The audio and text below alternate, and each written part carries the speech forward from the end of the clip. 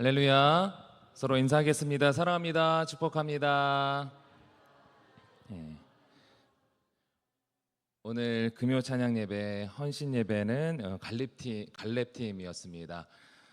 이 찬양 이 곡이 특성곡이 쉽지 않은 곡인데 이 곡을 소화하신다는 것 자체가 참 수준이 있다. 네, 누가 선곡했는지 또 팀장은 누군지 모르지만 참 수준 있는 팀이다라고 생각이 됩니다. 잠깐 팀 소개를 하도록 하겠습니다. 우리 갈렙팀의 팀장님을 우리 전명건 장로님과 함께 리더로서 우리 류은신 권사님, 박선자 권사님, 장덕희 권사님, 박주아 권사님, 신병윤 안수 집사님, 김태환 집사님, 하경진 권사님, 부리더로는 강진희 권사님, 박정숙 집사님, 김맹현 권사님 계시는데요. 이 갈렙팀이 주님 주신 그 사명을 따라 끝까지 잘 감당할 수 있는 팀이 될 수 있도록 다시 한번 뜨거운 박수로 격려하도록 하겠습니다.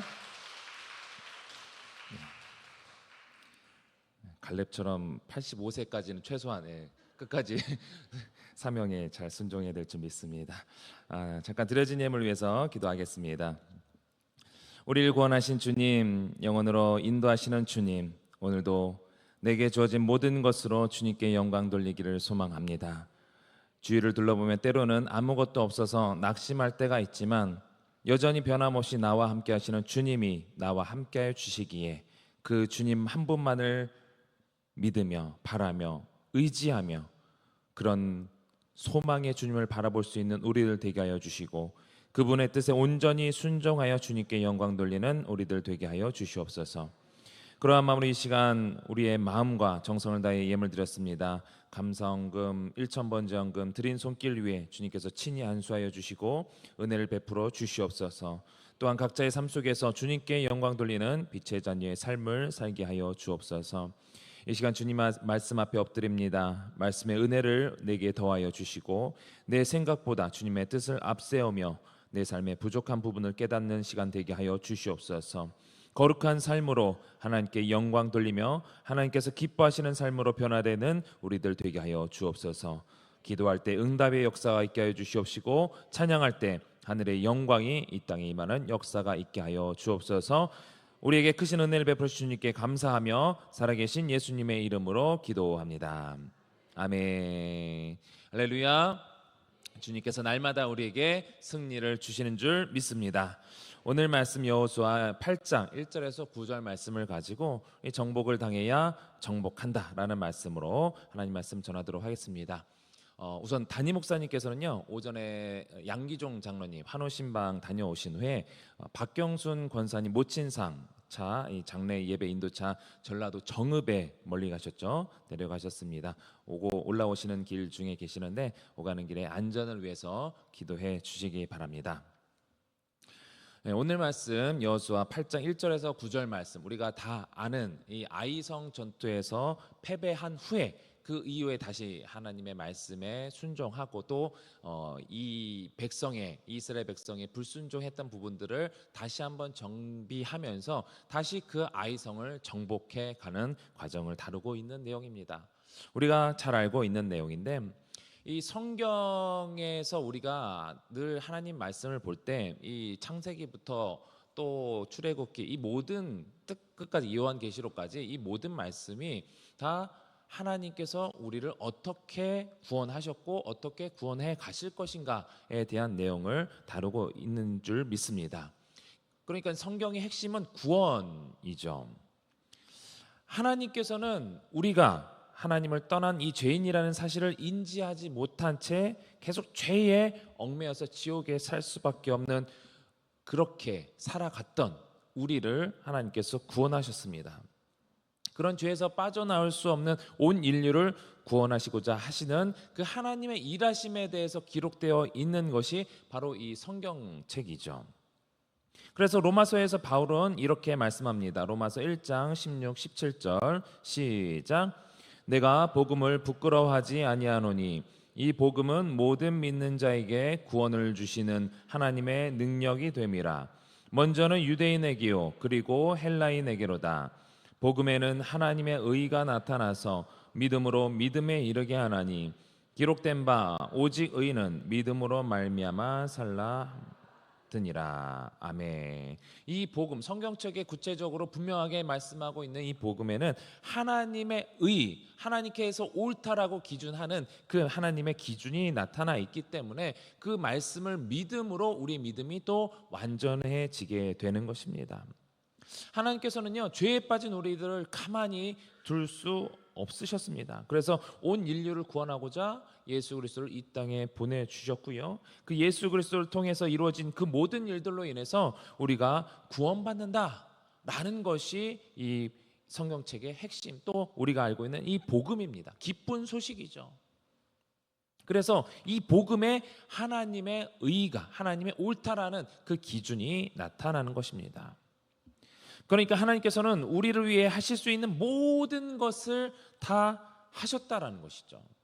하나님 당신, 하나님 본체이신 예수 그리스도를 통하여서 예수 그리스도 당신은 우리에게 주셨고, 그 생명을 다하시기까지, 죽기까지 우리를 사랑하신 그 주님의 사랑, 전능하신 하나님께서 우리를 위해 모든 그 생명까지 주셨다는 그 사실, 더 이상 우리가 무슨 말이 필요하겠습니까?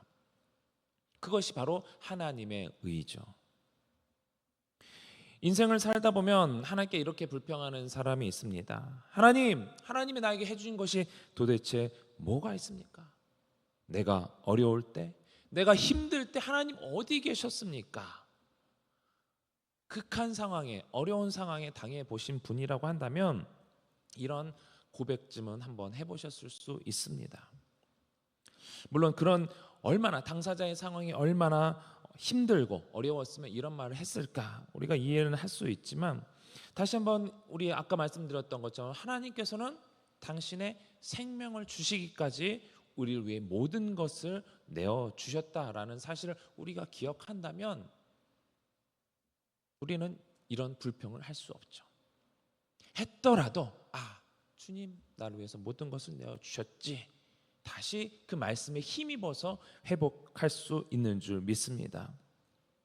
우리 역시 나 자신의 생명을 내놓는다면 모를까, 우리는 모든 것을 내어주신 그 주님 앞에 겸손할 수 있어야 합니다.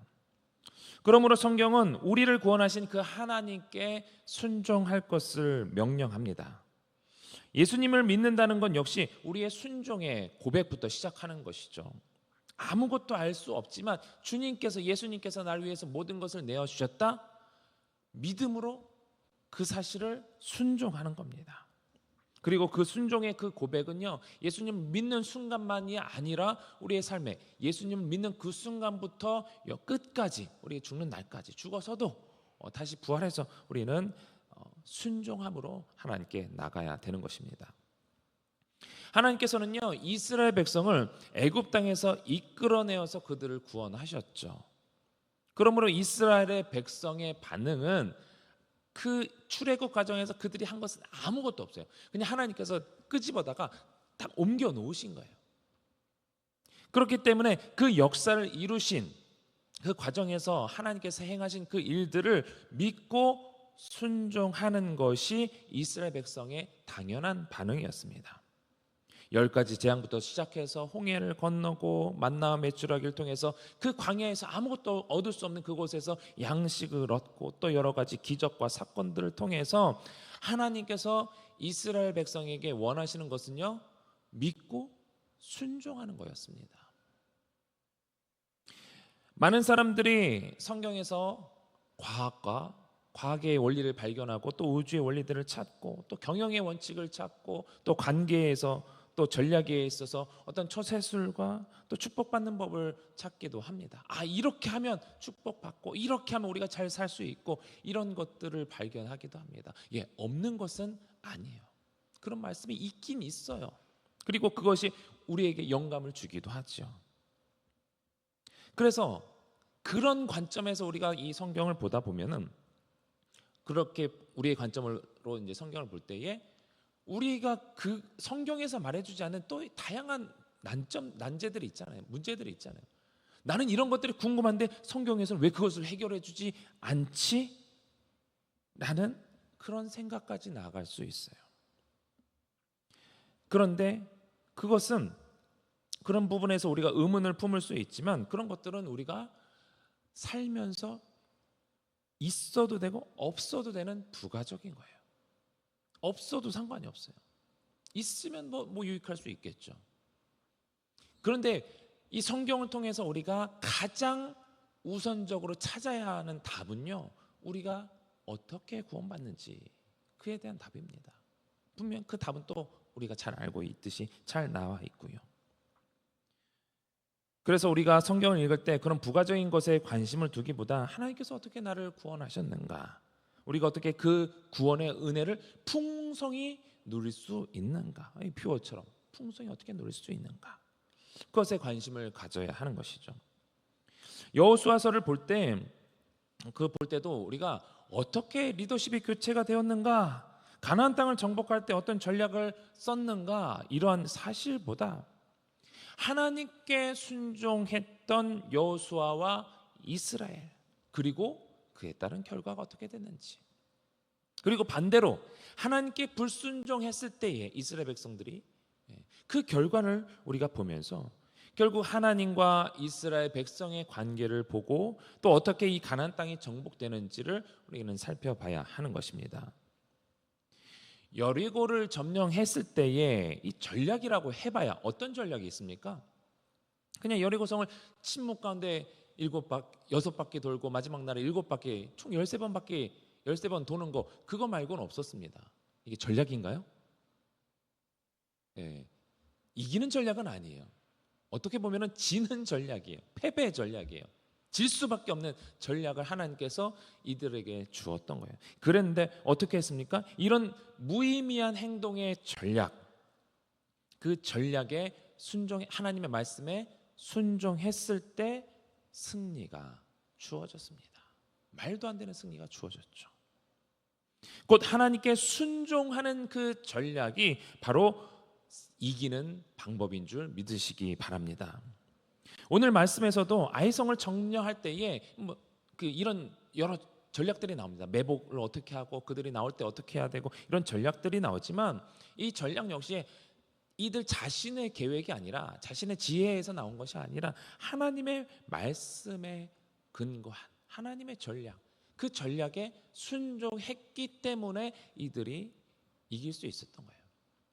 그 앞선 아이성 전투에서는 그들은 다양한 전략으로 충분한, 이 정도 전력이면은 충분히 아이성을 정복할 수 있겠지, 말도 안 되는 소리였습니다. 인간적으로 말이 됐을지 모르겠지만 하나님의 관점에서는 말이 안 되는 거예요. 그들의 심령 상태를, 그들의 상태를 살펴보지 않고 하나님 말씀을 듣지 않고 자기 식대로 했던 것은 하나님의 전략이, 하나님의 방법이 아니었던 것입니다. 선악과 사건이 무엇을 말씀합니까? 하나님께서 그깟 과일 하나 먹었다고 해서 처벌하신 것이 아니죠. 하나님께서는 동산 안에 모든 것을 다 허용하셨습니다. 단 하나의 명령, 동산 중앙에 있는 선악을 알게 하는 나무의 열매는 먹지 말아라. 최초의 단 하나의 율법에 순종하지 않았기 때문에 이들이 에덴 동산에서 쫓겨났던 겁니다. 가나안 땅에 들어가 이루어진 첫 전투에서 여리고성을 정복할 때 하나님께서는 하나님께 온전히 바칠 이 전리품에 손을 대지 말라고 명령하셨죠. 여리고 전투 자체는 하나님 말씀에 순종해서 승리했습니다. 그러나 그 승리 이후에 한 가지 더 하나님께서 요청하셨죠. 너희들이 거기서 승리할 텐데 승리하고 나서 그곳에서 얻게 될 전리품들이 많을 거야. 그런데 욕심이 나겠지. 근데 손대지 마라. 손대지 마라. 다 순종했는데 아간이란 한 사람이 불순종했어요. 그래서 아간 한 사람의 불순종으로 인해서 이스라엘 공동체 전체가 책임을 지게 되었습니다. 하나님께서는 계속 이들에게 있어서 가장 우선적인 것은 순종이었기 때문에 단 한 사람이라도 그것에 불순종했을 때 그 여파가 어떻게 될지 하나님께서 분명히 아셨기 때문에 과감하게 이들에게 그것을 깨닫게 하셨습니다. 아이성의 패배로 인해서 그것을 깨닫게 하셨어요. 하나님의 뜻은 가나안 땅을 멸하고 정복하는 데 있지 않습니다. 하나님께서 말씀 한마디면 불을 내리시고 우박을 내리셔서 단숨에 다 멸망시킬 수 있어요. 멸하실 수 있어요. 그러나 하나님께서 그렇게 하지 않으셨던 것은 이런 모든 과정을 통해서 순종이라는, 하나님과 이스라엘 백성과에 있어서 그 끈끈하게 이어질 그 순종이라는 것을 깨우치기 위해서 하나님께서는 이 모든 과정을 이루시게 하신 것입니다. 하나님께 순종하는 공동체를 세우고 그들을 통해서 하나님께 영광 돌리기를 원하고 계신다는 사실입니다. 그 영광을 보시고 열방이 주님께 돌아가기를 원하셨기 때문에 이방인이며 또 가나안 땅에 있었던 라합, 그의 일족은 하나님의 영광을 미리 보았기 때문에 그 출신이, 기생이란 어떤 위치가 중요하지 않았어요. 하나님의 그 영광을 보았기 때문에 그 영광에 또 순종함으로 그들은 구원을 받을 수 있었습니다. 그러므로 우리는 하나님을 믿지 않는 사람들이 왜 신앙을 가진 사람보다, 신앙을 열심히 신앙생활하고 있는 나보다 더 잘 되느냐? 이것에 관심을 가질 필요가 없습니다. 하나님을 믿지 않는 자들에 대해서 그들이 구원을 받아야 되는데 이런 구원적인 관점이 아니라고 한다면 우리는 저들의 조건과 우리의 조건을 비교하면서 상대적으로 어떤 열등감 같은 것을 느낄 필요가 없다는 거예요. 하나님께서 원하시는 것은 하나님의 은혜로 구원받은 백성이 하나님께 순종하고 그 순종을 통해서 하나님께 영광 돌리는 것이라는 사실을 다시 한번 우리 가운데 깊이 새길 수 있는 여러분들이 되시길 바랍니다. 알죠? 여러분들 잘 알고 있지 않습니까? 그런데 우리의 관심은 순종하는 것 중요하다라고 알고 있지만 세상에 더 관심을 가질 때가 많아요. 그래서 세상에 관심을 갖다 보니까 세상 사람들이 걱정하는 것 똑같이 나도 걱정하고 있습니다. 이 세상의 일들은요, 우리로 하여금 많은 걱정을 하게 합니다. 아간도요, 아마 이런 걱정을 했는지 몰라요. 우리가 가나안 땅에 들어가면 이제 하나님께서 주셨던 만나도 가나안 땅 요단강을 건너가면서 그쳤잖아. 이제 만나도 없어. 그리고 재배해놓은 식량이 우리에게 있는 것도 아니고 밭이 있는 것도 아니고 옷도 없는데 어떻게 지낼까 아마 그런 근심을 했는지도 모릅니다. 그러니까 이 전리품 중에 아주 값싸 보이는 이 외투와 금, 은을 취해서 미래를 준비하자. 얼마나 이성적이고 당연한 생각입니까? 충분히 할 수 있어요. 충분히. 그러나 분명히 하나님께서는 여리고성에서 모든 것을 진멸하고 명확하게 말씀합니다. 은, 금, 동철은 하나님의 집 곳간에 두라고 말씀하셨어요. 개인의 것이 아니다. 그런데도 하나님 것에 손을 대고 하나님 뜻에 불순종했던 것입니다. 세상의 관심은요, 나의 관심이 아니라 그저 세상의 관심일 뿐이고 우리는 오직 하나님의 뜻에 관심을 가져야 될 줄 믿습니다. 세상 사람들은 세상에서 일어난 일들 자체에 관심을 갖고 있을 때 우리 그리스도인들은 그 일들로 인해서 여러 가지 사건 사고들이 많이 있잖아요. 초유의 이번 정치적으로도 초유의 사태 이제 발생하는 이런 것들을 보면서 이거 자체에, 이 사건 자체에 관심에 물론 두어야 되겠지만 그것 자체에만 관심을 두기보다는 이것을 통해서 하나님, 우리 교회가 어떻게 해야 됩니까? 무엇을 해야 됩니까? 그것에 더 관심을 가져야 하는 겁니다. 마태복음 6장 33절은 이렇게 말씀하죠. 그런즉 너희는 먼저 그의 나라와 그의 의를 구하라. 그리하면 이 모든 것을 너희에게 더하시리라. 하나님께서는 세상을 살아가는 우리의 필요와 관심사가 무엇인지 다 알고 계십니다. 그 어느 누구도 먹을 것 없이 입을 것 없이 살아갈 수 없다는 것을 아시고 채우시는 분이세요. 그래서 이러한 것을 구하는 것은 이방인, 하나님을 모르는 자들이 하는 것이고, 그보다 더 중요한 거 하나님의 나라를 위해서, 그분의 뜻을 위해서 살아가는 것이, 그렇게 순종하는 삶이 중요하다라는 것, 그것이 구원의 길인 것을 우리는 기억해야 합니다. 오늘 본문 2절은 이렇게 말씀하고 있습니다.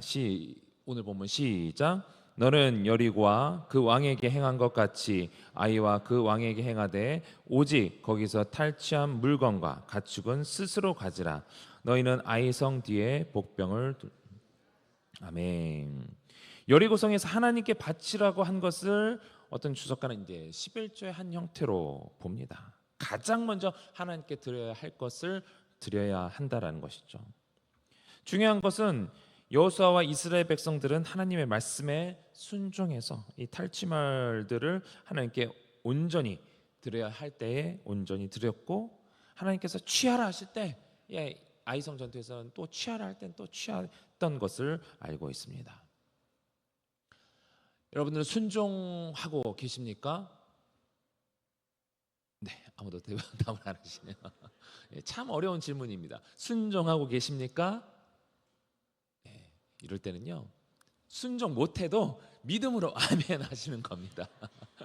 저도 순종 잘 못해요. 그럼에도 순종하고 계십니까? 네, 그렇게 하겠습니다. 이런 다짐의 차원에서 아멘 할 수 있기를 바랍니다. 순종하고 계십니까? 아멘. 우리가 온전히 하나님께 순종할 수 있게 되기를 소망합니다. 하나님께서는요, 여러분들에게 없는 것을 드리라고 하는 것이 아니라, 때로는요 그렇게 하시기도 하지만 일반적으로 없는 것보다는 당연히 드려야 할 것을 드리는 것을 원하십니다. 그것이 종이에요. 주인과 종 관계에 있어서 종은 없는 걸 이렇게 억지로 해가지고 이렇게 만들어내는 것이 아니라 있는 것, 준비된 것, 할 수 있는 것, 종의 선에서 할 수 있는 것을 주인에게 하는 것이 종입니다. 여러분들이 예수님을 주님으로 고백하신다면 그 주님이라는 것이 무엇인지 우리가 다시 한번 생각해 봐야 합니다. 여러분 스스로 종이 되어서 주인이신 그 예수님께 순종하겠다라는 고백이죠. 주님 했을 때에 나는 종이야. 그냥 주님만 따로 있는 것이 아니라, 종의 어떤 책임은 따로 그냥 따로 있는 것이 아니라, 주님 했을 때 나는 종입니다. 이것이 같이 따라오는 거예요. 우리를 구원하신 예수님께 주님이라고 고백하는 것이 당연하고요, 그분께 순종하겠다라고 다짐하는 것 역시 당연합니다. 그래서 종이기 때문에 우리의 삶에 내 것이 없는 것도 당연합니다. 내 것이 없는 것. 우리 청직이라고 그러잖아요. 주님께 맡겨주신 것을 주님 뜻대로 운영하는 것, 그것이 종의 자세이고 청직의 자세입니다. 그렇다고 해서 주인 대신 하나님께서 우리를 그냥 세상의 종처럼 막 부려먹는 그런 종으로 부르신 것도 아니잖아요. 때로는 자녀로, 때로는 친구로 부르실 정도로 우리를 가까이 대하셨습니다. 그러나 그분의 자녀로 있든지 친구로 있든지 하는 것은 우리를 구원하신 그분께 종으로서의 자발적인 순종이 있을 때 그 관계가 유지되는 것입니다. 다시 한번 말씀드립니다. 하나님과의 관계에 있어서 순종이라는 것은 내 것은, 내 뜻은 없다라는 것입니다. 그리고 하나님의 뜻이 있을 때에 그 뜻에 이렇게 해야 돼, 저렇게 해야 돼, 그 하나님 말씀에 정복당하는 거예요. 내 뜻과 내 생각이 정복당하는 거예요. 우리의 심령이 하나님의 뜻에 정복당해야 우리 안에 하나님 나라가 온전히 임할 수 있게 되는 것입니다. 누가복음 17장 20절 21절은 이렇게 말씀합니다. 바리새인들이 하나님의 나라가 어느 때 임하니까 묻거늘 예수께서 대답하여 이르시되 하나님의 나라는 볼 수 있게 임하는 것이 아니요 또 여기 있다 저기 있다고도 못하리니 하나님 나라는 너희 안에 있느니라. 아멘. 아직 이 땅에 임하지 않은 하나님의 나라, 그러나 우리 심령이 하나님께 정복당해서 하나님의 뜻에 정복당해서 하나님 나라가 이미 우리 안에 있다면 우리는 장차 이 땅에 임할 하나님의 나라에 들어갈 수 있는 것입니다. 정복당해야, 하나님의 뜻에 정복당해야 우리가 그 하나님 나라를 정복할 수 있는 것이에요.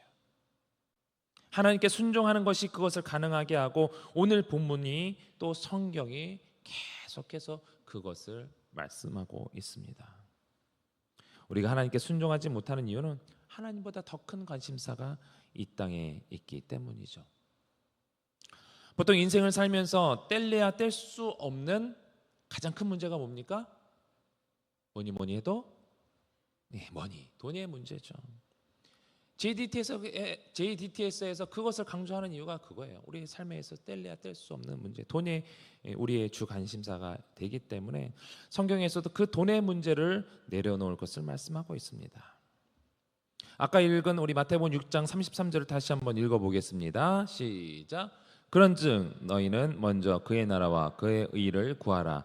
그리하면 이 모든 것을 너에게 더하시리라. 아멘. 마태복음 6장 33절 이 본문 앞에는요 21절 24절은 이렇게 말씀하고 있습니다. 시작. 내 보물이 있는 그곳에는 내 마음도 있느니라. 24절. 한 사람이 두 주인을 섬기지 못할 것이니 혹 이를 미워하고 저를 사랑하거나 혹 이를 중히 여기고 저를 경히 여김이라.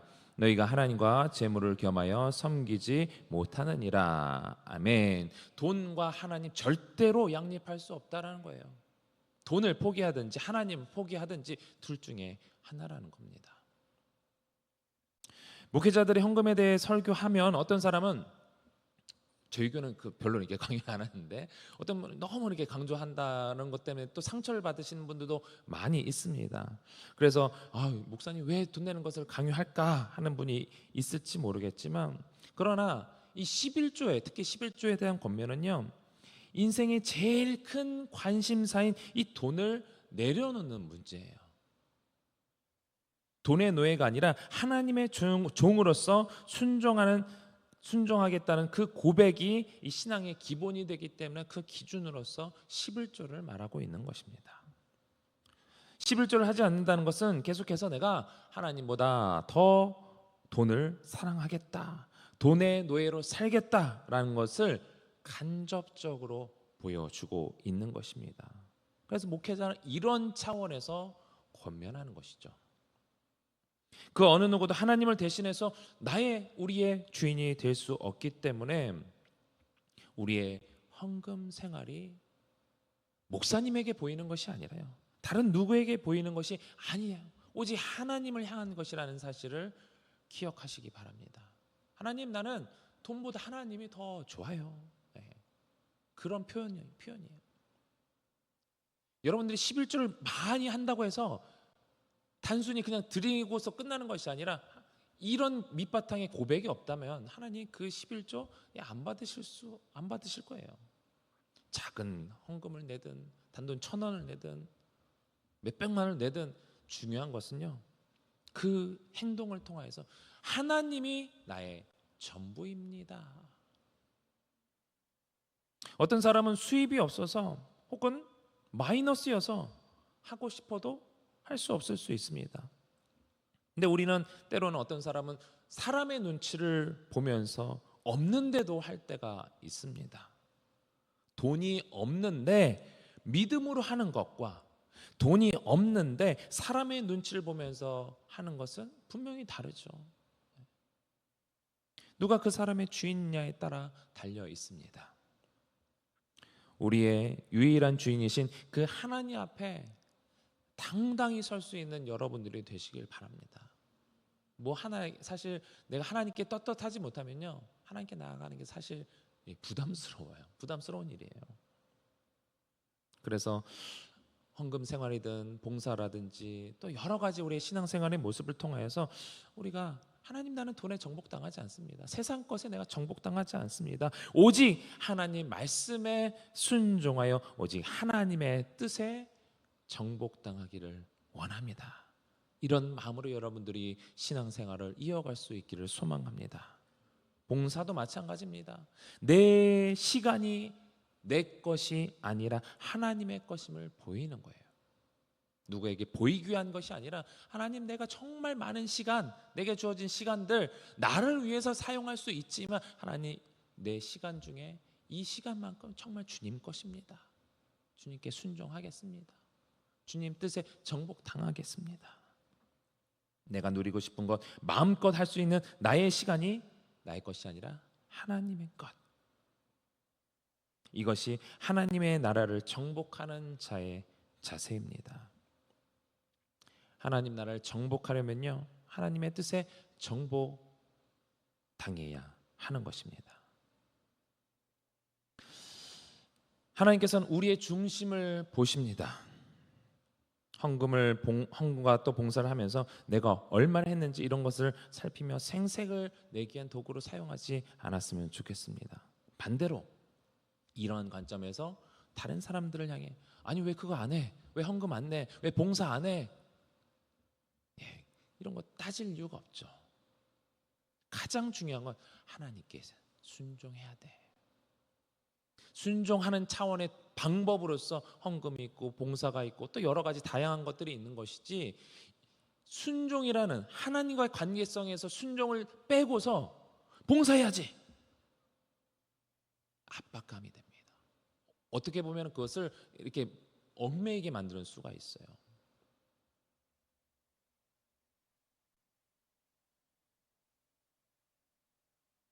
우리는 어떤 공동체의 조직을 따르기 이전에 하나님께 순종하는 주의 백성임을 기억하시기 바랍니다.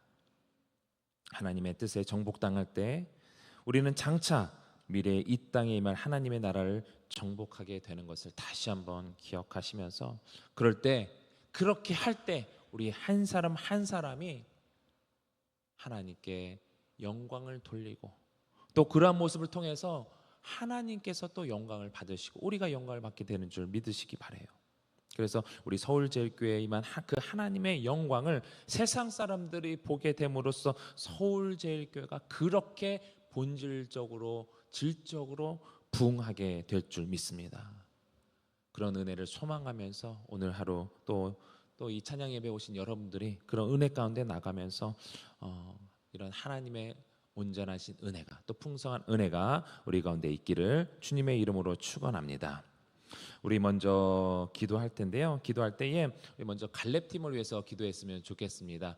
우리 갈렙팀 자리에서 잠깐 일어나 주시면요, 고백했던 것처럼 주의 선한 능력을 따라서 갈렙과 같이 끝까지, 나이와 상관없이 주님이 부르시면, 주님이 가라 하시면 갈 수 있는 그 약속을 따라서 나갔던 이 순종했던 이 갈렙의 모습처럼 우리 갈렙팀도 그런 주의 사명을 우리 서울주일께서 잘 감당하고 또 각자의 위치에서 잘 감당하는 우리 모든 성도들, 또 갈렙팀원들 될 수 있게 해달라고 우리 두 손을 우리 갈렙팀을 향해서 뻗치면서 우리 갈렙팀의 부흥과 또 갈렙팀의 헌신을 위해서 우리 주여 한번 부르고 통성으로 기도하겠습니다.